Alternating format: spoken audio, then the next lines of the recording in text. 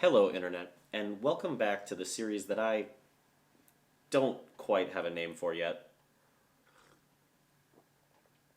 In this series, I take 5 minutes and talk about some darker, more adult themed things that might happen in my industry. I'm doing this because when I was first coming up as a bartender early on in the industry, I would encounter scenarios or situations that, I don't know, I didn't know how to navigate well. And I always wished that I had a resource to go to gain some perspective or at least know that I wasn't the only one feeling these things. So I think it's important to put this out there into the world. Because I'm going to be talking about more adult themed things, if I ever have a more intense subject, I will try and put the appropriate trigger warnings in right here in the introduction. And also, because I'm working without a script and I'll be talking about more adult things, I'll probably swear from time to time. So I just wanted to warn you about that. But without much more of a preamble, let's get into it. Are you happy? This is a question that I answer more frequently than you'd think when I tell someone I'm a bartender. When I'm meeting someone for the first time, whether that be on a date or meeting new friends, or maybe even if I'm reconnecting with family I haven't seen for a few years, we get to talking and inevitably we'll talk about our jobs. And when I tell people I'm a bartender, more often than not, they ask some question around the lines of, am I happy?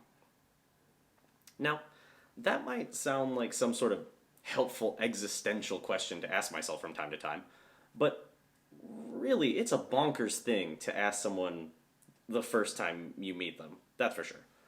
And are you happy is actually part of a broader grouping of questions that we service industry folk have to answer all the time.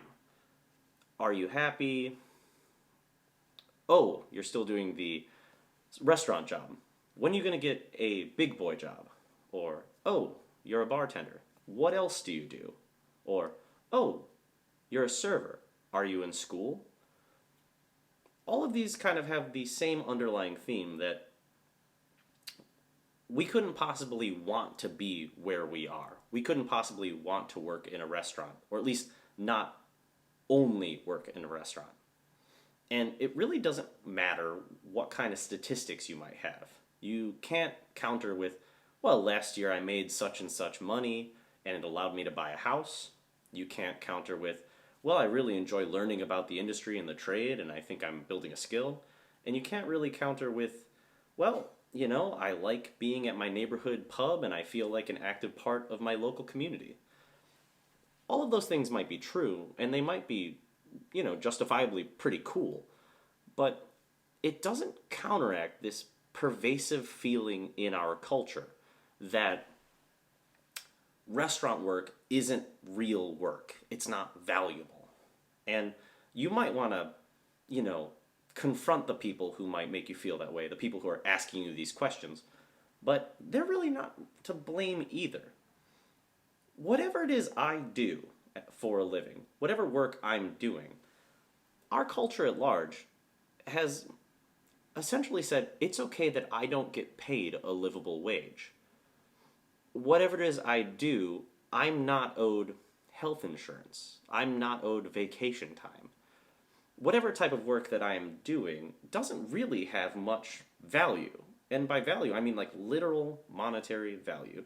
We get paid between $2.25 and $5 an hour. And when an hour of your time can't buy you a cup of coffee, there's this idea that what you do isn't that valuable. And that seeps into our social relations as well as our monetary problems. Now, some people might think that's kind of freeing. If the house isn't paying us, then we work for the customer and the customer pays us. And it's true that culturally we tip and customers make up the gap, the difference in what would be a livable wage. And to some extent that is helpful. But it does reinforce something kind of problematic. The idea of a tip, regardless of how it is structured and how we think, well, you just have to tip. But the idea of a tip is giving money for something that I do above and beyond the dimensions of my job. You tip because you're delighted or surprised or you received a benefit you weren't expecting. I could essentially do my job to the exact specifications of my job and not be owed fair compensation. And while that's kind of breaking down what tipping is to a granular level, what it does do is it also reinforces the idea that my job is dependent upon the happiness, the wonderment of my customers. And it necessarily puts a certain amount of social hierarchy in place, which again reinforces the problematic themes from earlier.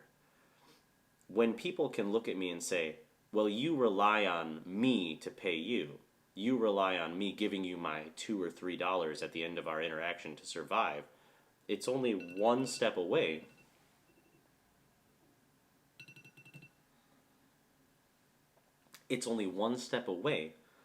from, oh, well, you're a lower class individual. Your work is not valuable. You are reliant on my charity, so to speak.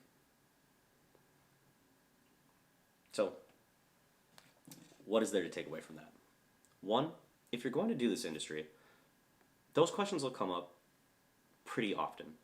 And it will be useful and a good practice to steel yourself, to define clearly what you think success and happiness should look like, regardless of the outside influences that might be telling you otherwise. But that's what you should do if you're in the industry. If you're on the outside of the industry and you meet one of us and we say, oh, I'm a bartender, I'm a server, then perhaps instead of asking us, are you happy, or are you also in school, or what else you do, or when are you going to get a big boy job, maybe ask us where we work, and when we tell you, maybe just say, oh, I love that place. Anyways, I've been Dave, your personal bartender, your friend, your spy in the industry. I hope you liked that video. If you did, maybe think about clicking the like button, subscribing to the channel. All my social media stuff will be in the link dump below. And as always, if it ever looks like your mug is half empty, that might mean you're just not drinking fast enough. Cheers.